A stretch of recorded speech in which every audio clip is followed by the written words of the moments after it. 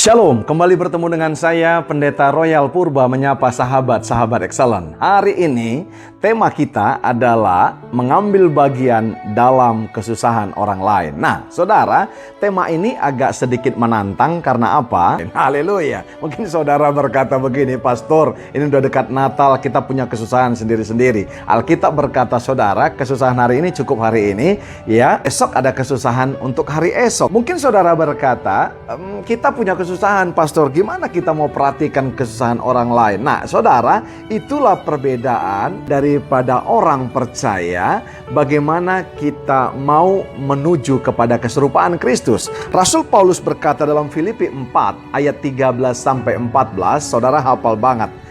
Ayat ini dikatakan, segala perkara dapat kutanggung di dalam Dia yang memberi kekuatan kepadaku. Haleluya. Namun baik juga perbuatanmu bahwa kamu telah mengambil bagian dalam kesusahanku.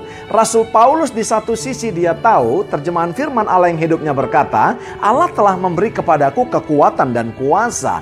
Tapi dikatakan, saudaraku yang kasih, namun saudara telah melakukan hal yang baik menolong saya dalam kesukaran saya yang sekarang ini. Nah, saudara, ada banyak orang terlepas daripada apa jabatannya, apa status sosialnya, karena kesusahan orang-orang itu masing-masing. Tidak selalu kesusahannya finansial. Ada kesusahan yang nggak bisa damai sejahtera, nggak bisa sukacita, tapi uang banyak, saudara. Haleluya, nggak bisa tidur. Kenapa kita harus ambil bagian? Yang pertama, ternyata ketika kita ambil bagian dalam kesusahan, kesukaran orang lain, ternyata kita sudah menggenapi visi dan misi Allah tentang penciptaan. Karena Efesus 2 ayat 10 berkata, ya, kita ini buatan Allah, diciptakan dalam Kristus Yesus untuk melakukan pekerjaan baik, dikatakan terjemahan baru, tapi terjemahan firman Allah yang hidupnya berkata, untuk melakukan perbuatan yang baik. Karena sudah dipersiapkan sebelumnya untuk hal itu, perbuatan baik. Hanya ada dua perbuatan, saudara, manusia,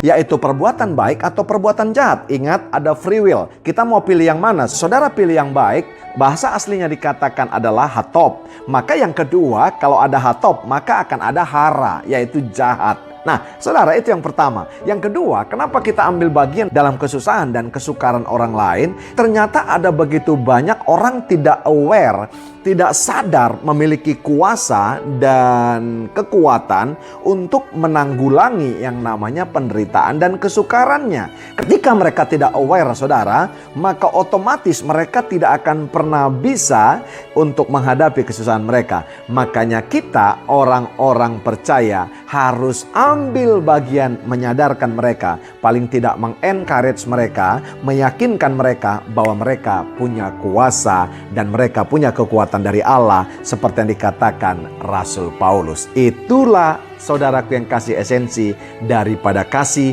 yaitu berbuat. Tidak cukup hanya planning, tapi harus ada action.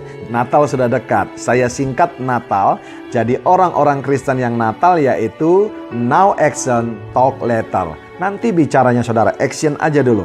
Jangan jadi orang Kristen yang NATO, no action, talk only, saudaraku yang kekasih. Haleluya. Terus jangan bosan berbuat baik, karena Allah senang dengan itu, saudaraku yang kekasih. Seluruh bumi ini penuh dengan penderitaan, tapi di bumi ini juga penuh dengan obat penderitaan. Siapa obat penderitaan itu? Yaitu Tuhan Yesus. Dan siapa, saudaraku yang kasih, yang dipakai untuk menjadi alatnya mengobati orang-orang yang kesukaran itu, saudara? Saudara dan saya akan dipakai lewat kasih yang kita miliki. Dari saya, Pendeta Royal Purba, menyapa sahabat-sahabat Excellent. God bless you all.